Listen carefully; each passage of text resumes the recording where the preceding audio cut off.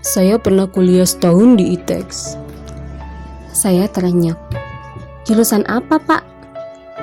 Teknik sipil.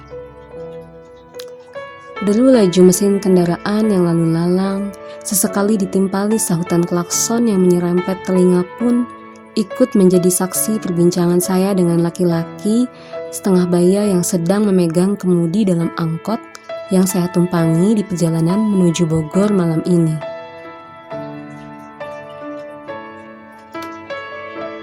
Tapi dulu saya malah lebih sibuk nyari kerjaan, Dek. Nyoba nyari beasiswa nggak dapet. Ya udahlah, yang terus lanjut kuliah ya orang-orang kayak itu. Saya masih mencerna kata-katanya. Kemudian saya memutuskan untuk menjadi pendengar setia kali ini. Teman-teman saya udah pada jadi orang, Dek. Ada yang kerja di New York, Oklahoma. Ada juga anak teknik perminyakan yang kerja di Petronas, di gedung kembar itu. Ujarnya bersemangat. Siulan angin malam ini makin terasa menembus serat kasar jaket saya. Lampu temaram di sepanjang jalanan pun tidak mau ketinggalan menyambut setiap meter laju kami. Saya membetulkan posisi duduk sejenak.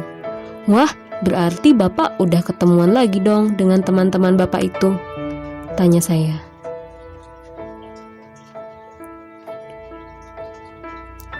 Iya, ketemu di FB. Kita ngobrol-ngobrol di sana.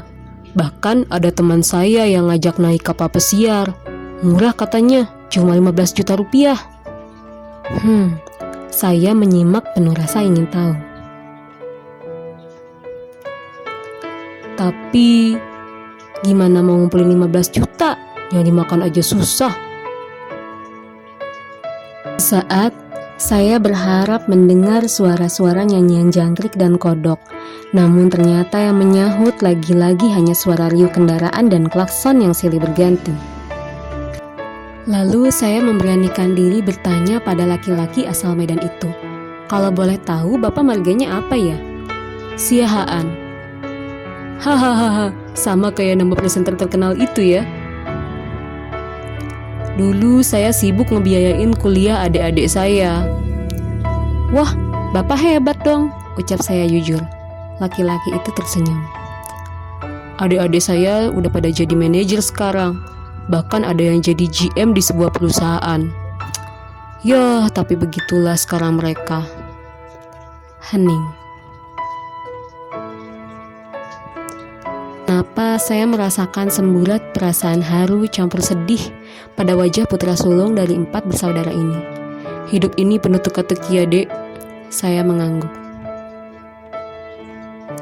Kemudian dia kembali bercerita. Saya punya teman, kernet Metro Mini. Suatu hari, Metro Mininya nabrak sebuah mobil Mercy. Wih, orang Jepang yang punya mobil itu ngotot minta ganti rugi. Saya menyimak. Yang punya mobil itu ngancem, kalau teman saya itu nggak mau ganti rugi, teman saya bakal dipenjara, katanya. Lalu sambungnya, orang Jepang itu ngasih pilihan. Teman saya bisa ganti rugi dengan cara ikut sama dia. Ya, teman saya pasrah. Ternyata teman saya dibawa kerja di pengeboran lepas pantai. Bayangin aja, udah nggak bisa kemana-mana, gaji selama 2 tahun dipakai buat bayar ganti rugi mobil doang. Di sana dia cuma dapat makan. Kata teman saya udah kayak Romusa gitu.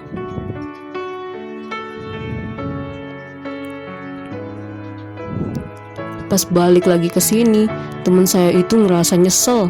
Kerja jauh-jauh dan lama, tapi pulang gak punya apa-apa. Pembicaraan rasanya semakin menarik. Tahu-tahu datang tawaran buat orang yang pernah kerja di pengeboran lepas pantai dari perusahaan minyak terbesar Amerika. Dan sekarang teman saya merasa terima kasih banget sama orang Jepang itu. Sekarang dia udah kaya, kerjanya aja bolak-balik Singapura. Hidup emang susah ditebak ya. Saya lagi-lagi tersenyum. Ya, ada banyak cerita. Makanya deh, saya nggak mau menganggap remeh orang, karena kita nggak benar-benar tahu tentang kehidupannya. kayak lukisan abstrak. Sekilas kita lihat nih lukisan apa bagusnya, kayak coret-coret doang. Tapi ternyata orang rela ikut lelang, hingga harganya bahkan bisa jutaan dolar. Aneh kan? Serba nggak terduga. Bisa jadi kita ketemu temen yang lama menghilang. Tahu-tahu pas ketemu dia udah jadi konglomerat abstrak. Cerita hidup dari Pak Supir yang sebelumnya bahkan pernah menjadi kontraktor ini begitu mengena ke hati saya. Ya, hidup itu penuh teka-teki, seperti labirin di mana setiap labirin itu menyimpan berbagai kemungkinan yang masih abstrak, yang akan kita rasakan saat kita menemuinya. Mengalir bersama kehidupan.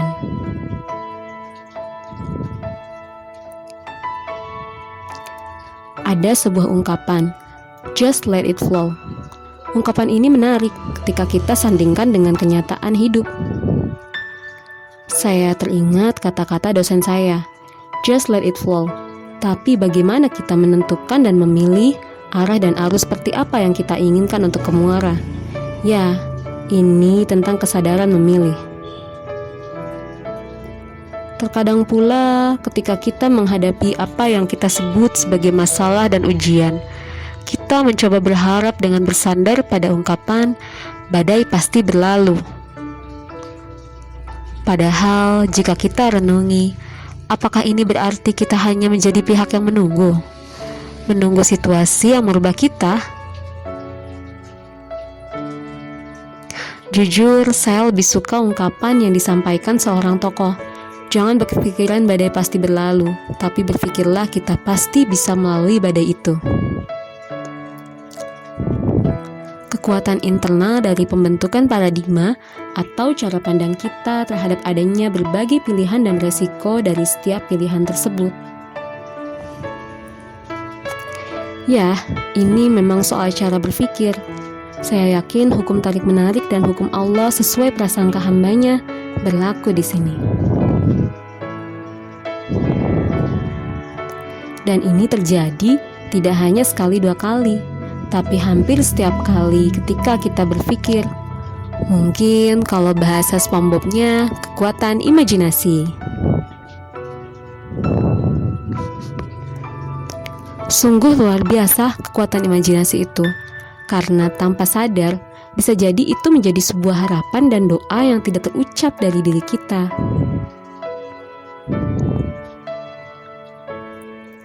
Maka, ketika kita berpikir sebagai seorang pemimpin, tak heran ketika secara sadar ataupun tidak, perilaku kita akan bersikap sebagai pemimpin. Ya, kalau kata seorang mentor bagi saya, pikiran memang bisa atau bahkan lebih luas dari dunia ini. Wallahu a'lam bishawab. Halo dears, terima kasih ya sudah menonton video ini sampai habis. Semoga bermanfaat dan berkah. Nantikan video-video selanjutnya insya Allah di Muslimah Mencari Makna ya. Thanks for watching. Wassalamualaikum warahmatullahi wabarakatuh.